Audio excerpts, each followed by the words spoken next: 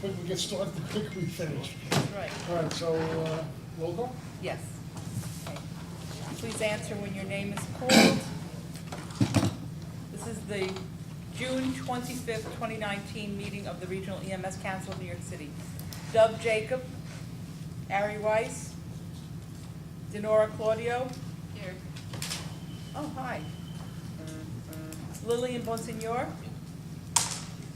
Christine Mazzola, Bradley Kaufman, Samia McEachin. Here. Allison Burke, Dominic Battinelli, William Goffin, Joseph Marcelino, Daniel Mizels, Robert Bristol. Here. John Johnstone, Here. James Downey, Jerry Gelbart. Kind of here. No, that's David Metzikan. Yes. You know what I meant. Okay. Joseph Shaker. Gilbert's fine. Here. Maybe the best we get tonight. Scott Orlansky. Present. Mordecai Lax. Here. Martina Barcarella. Here. Vincent Baranco. Present. Arthur Cooper. Robert Krupe. Here. Megan Farley. Manfred Fuchs. Yeah. Sean Graves. Here. Jerry Gumbo. Khadija Langsam. Brian Levinsky. Here. Dennis Laurie. Here. Mitchell Powell. Here. And we have a quorum. I'm going to pass around the sign-in sheet. Okay, so the first order of business is the April 30th, 2019, the REMSCO meeting minutes. Okay, so if you've had a chance to look at them, any comments, questions? Will approve? Motion to approve the minutes. Okay. Correspondence report, Marie? Correspondence. Okay. Okay. The officers of the council received the following. No new membership information. From the fire department, PCR monthly inventory control report for March and April. Non-compliant PCR form submissions for March and April. We did contact the 911 unit and let them know the additional agencies using electronic PCRs, so you shouldn't be getting that non-compliant letter anymore. Third quarterly program agency report, letter to Ezra Nashim affirming mutual aid and support of its EMS agency. New York State Department of Health sent us a letter identifying that Rochester General Hospital has been designated as a comprehensive stroke center. I know it's not in the region, but they sent it out to the general public.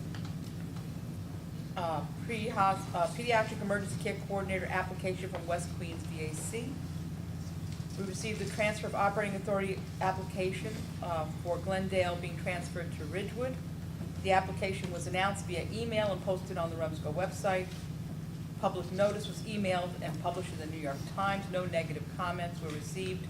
A competency and fitness letter was received from the Department of Health identifying no negative issues. The following core-sponsor renewals were received. We just received Rescue Training, Inc., St. John's University, LaGuardia Community College, Universal Emergency Care Training, Flatlands VAC, Fire Department, Regional Training Center for EMTs, Queensborough Community College, Staten Island Emergency Medical Training Center. We received PITSI scholarship applications from Marissa Hennis, Alan Dura, John Glick, and Lauren Tyrell. We actually awarded the PITSI scholarship to Marissa Hennis and Alan Dura and received agreement forms from them. I know that Marissa is from St. John's, and I think Alan Dura, I think from LaGuardia. Great.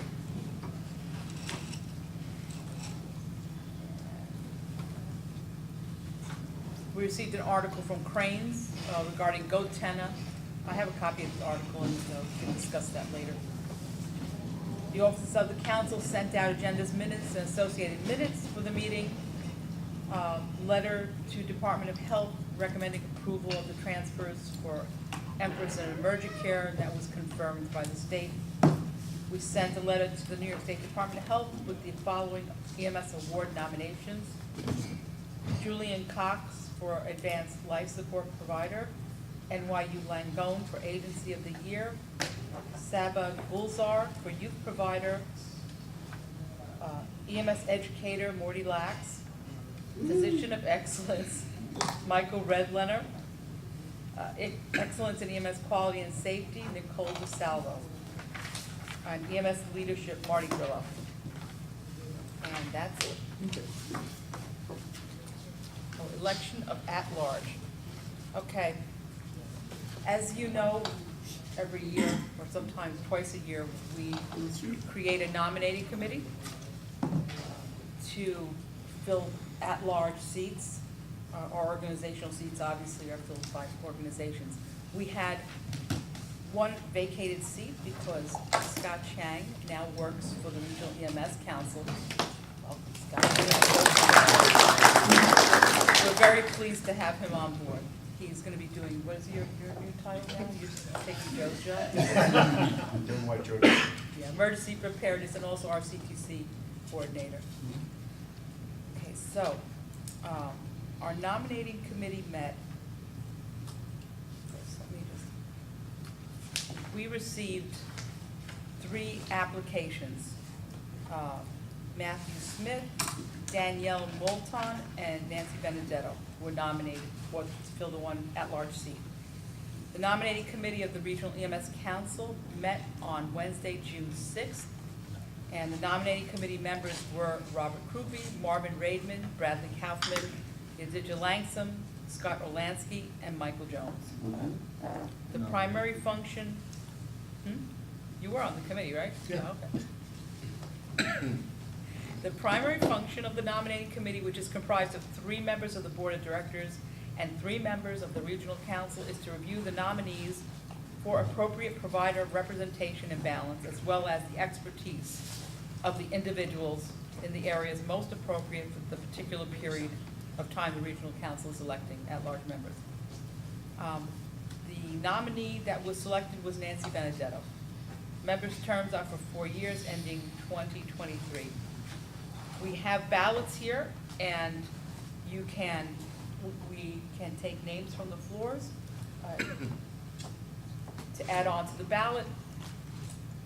But I have a ballot that I'm going to be sending out, 1 vote per person. Does anyone have Any nominations from the floor?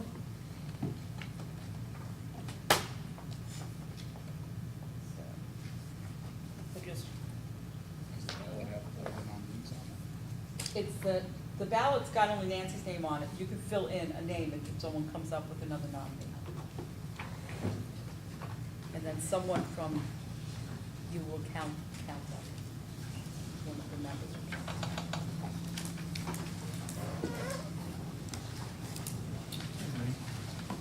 Hello. Oh, hi. Yeah. No, No, actually, we had a bar. Okay, but this is even better. Just check the box.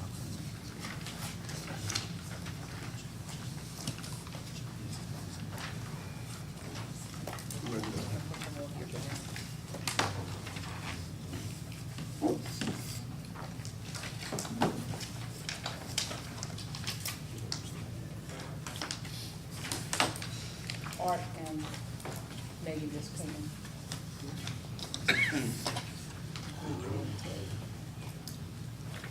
Those are blanks. Oh, I have to fold it. Let me see. I want everybody to see what it says.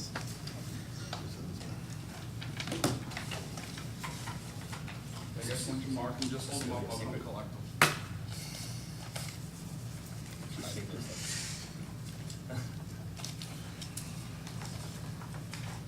There are no new names from the floor, that's why I want to put them on there. What are we doing?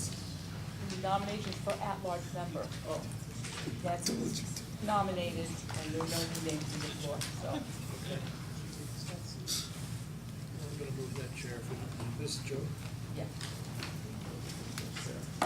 Oh, yeah. All right, so, the preview. That's it.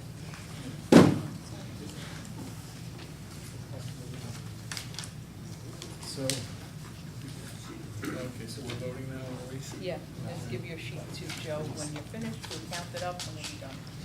Okay.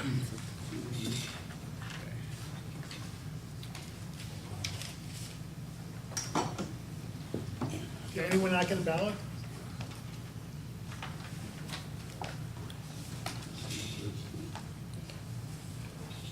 Somewhere.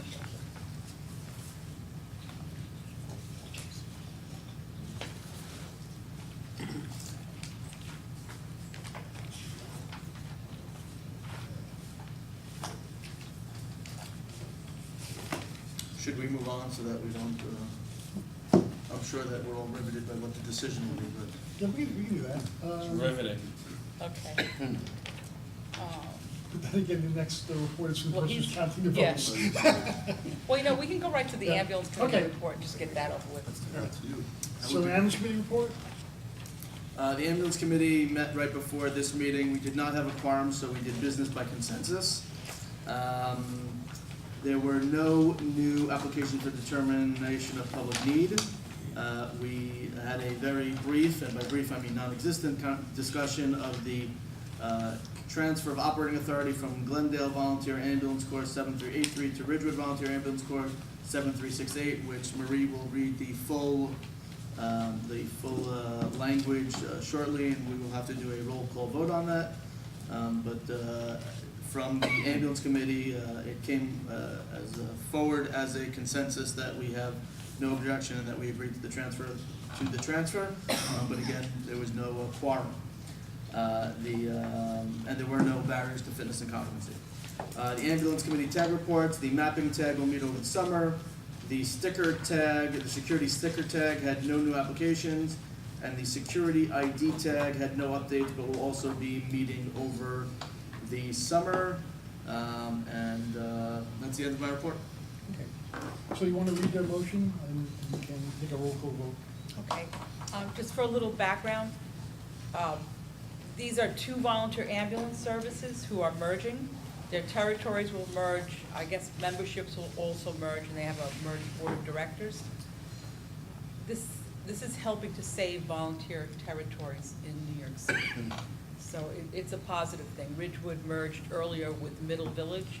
How is that working out, by the way? Working out well? Amazing. It's good, a lot of savings, a lot of coordination, a lot of time and effort savings also. Yeah, because you have one administrative body overseeing now everybody. Exactly. That's good. And that's what this is about.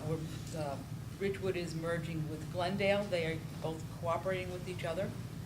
So let me read the motion. The motion is boilerplate. It's the language that we have to submit to the state. It's written to cover all bases. The Ambulance Committee of the Regional EMS Council of New York City finds, based upon the receipt of a complete application for transfer of operating authority of Glendale Volunteer Ambulance Corps, Inc., 7383, to Ridgewood Volunteer Ambulance Corps, 7368, and a review of competency and fitness having been conducted by the Regional EMS Council of New York City and the New York State Department of Health, and that review having revealed no issues challenging competency and fitness, recommends that approval of the transfer of operating authority of Glendale Ambulance Corps, Inc. to Ridgewood, operating in Glendale, Queens, be granted. My one question is Glendale is that a town, is its territory really clearly marked? That's something that the state may want us to get more, like a street by street Right? for it. With Middle Village and then Glendale coming together with Ridgewood, we basically would serve the whole 104 precinct area. So the borders will be coterminous. So Okay. I think Dan and Dana will be happy up there that we're going by boundaries of precincts. So it's gonna And be, the community board it's 5. gonna be the 104th precinct. And all community board 5. As part of the mapping tag, we'll get that out when we reach out to all of Gotta the, get a cartographer. we're gonna hire a cartographer first, and then once we hire the cartographer, and make sure that our shoes are okay with the cobbler and the candlestick maker, we will. I'm gonna be ejecting you shortly. Please. Is that all it takes? We will get all the new boundaries squared away with OEM. Yes. There was a new map made for the previous merger, so now it would just be this additional service area to it. Great, thank you very much. So I'm going to be passing around actually we'll do a roll call first and then I pass it around. That's what the state wants, verbal for the tape and then written for our records. Just as a point of information, I'm going to be recusing myself from this vote because I'm on the board of directors. and Okay. named in the fitness and competency.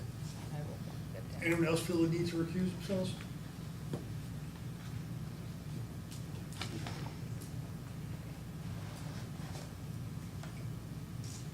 So when I call your name, please answer in favor, against, or abstain. Dub Jacob, Harry Weiss, Samia McEachin, Dominic Battinelli, William Goffin, Denora Claudio, In favor. Christine Mazzola, Bradley Kaufman, Joseph Marcelino, Daniel Mizels, John Johnstone, In favor. Robert Bristol, Martin Grillo, James Downey, David Mekatansky, Perfect, in favor. thank you, Joseph Schenker, In favor. Scott Olansky, In favor. Mordecai Lax, In favor.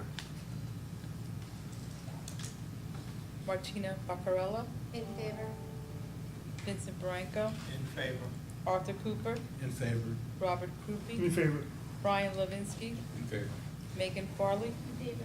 Manfred Fuchs, In favor. Sean Graves recused himself, Jerry Gumbo, Yadidja Langsam, Dennis Laurie, In favor. Mitchell Powell. In favor. So the motion carries. We'll be sending a letter to the New York State Department of Health. Congratulations.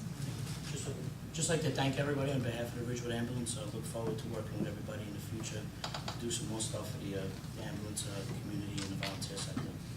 Thank What, you. what district are you, is it 4 or 18? 4. It is 4.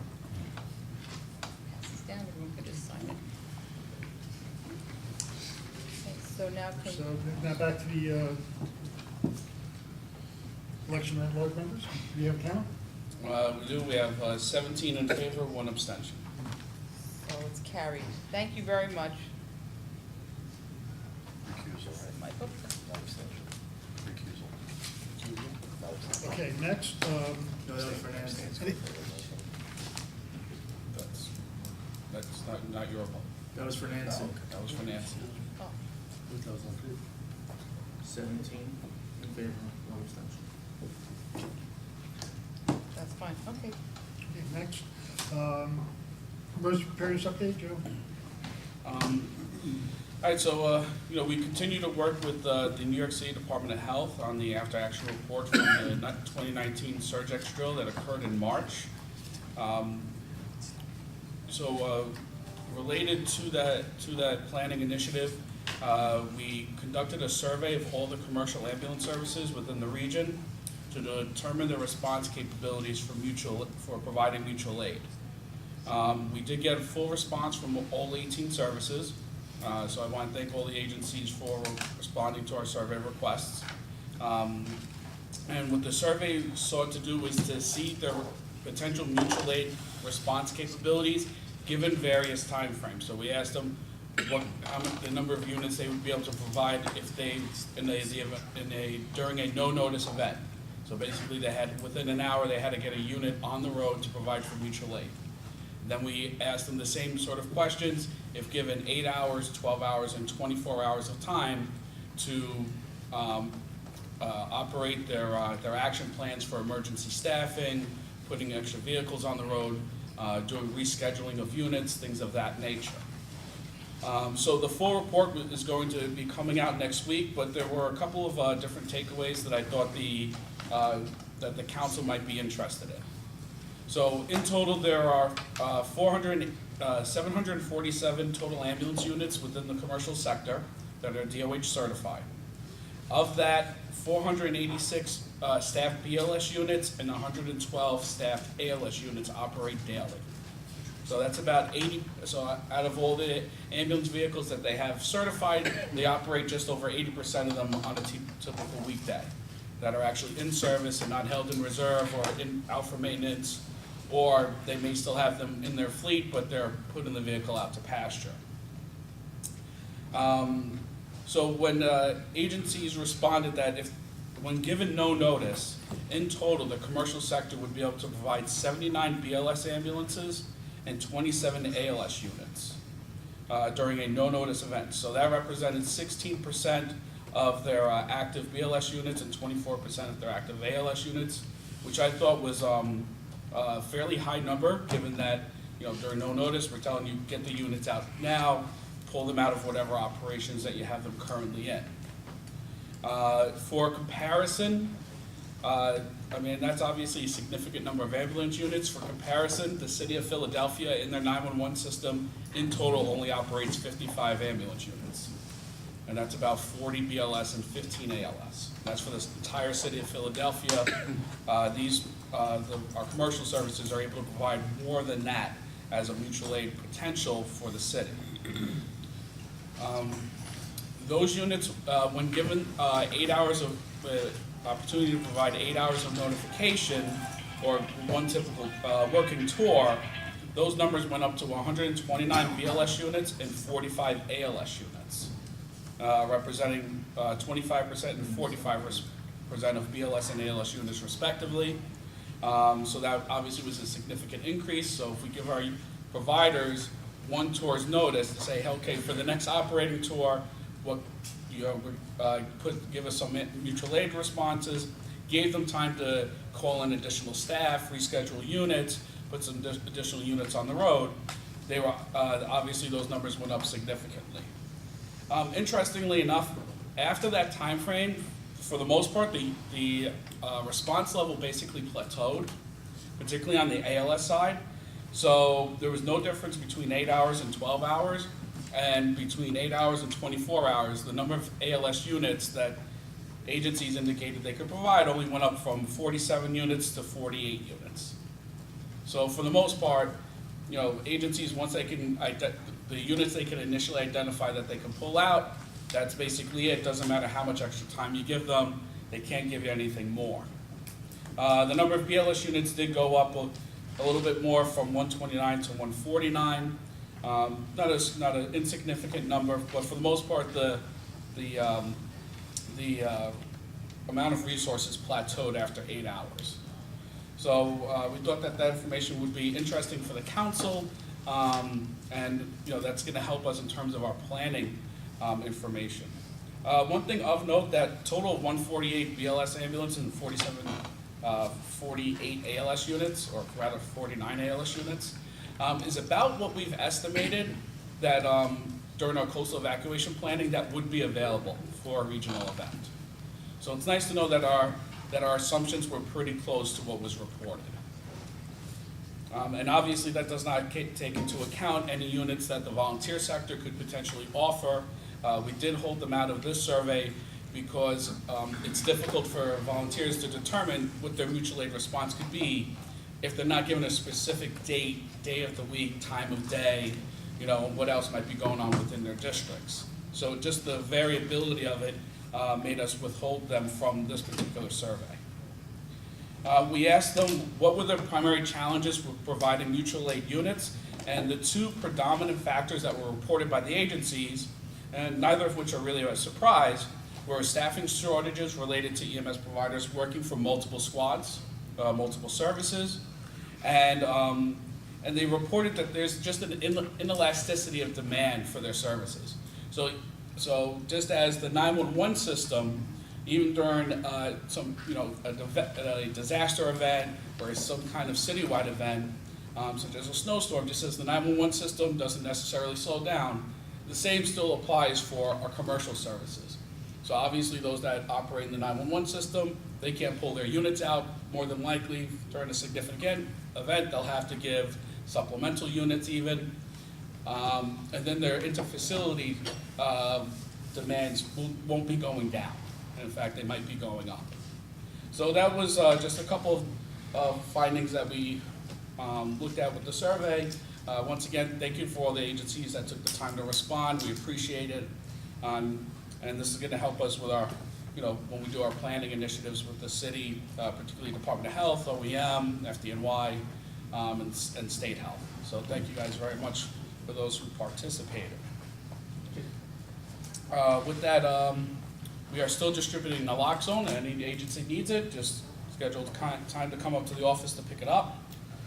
DOH continues the migration of the state from NEMSIS 2 data to NEMSIS 3. They've announced a hard deadline of December 31st. Every agency that's currently on electronic PCR must be transitioned to NEMSIS 3.4.4 data set before the end of the year.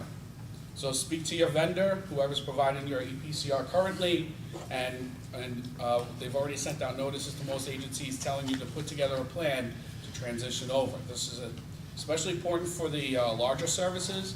The jump from NEMSIS 2 to NEMSIS 3, it's about double the data set size. It's a lot more information that goes in.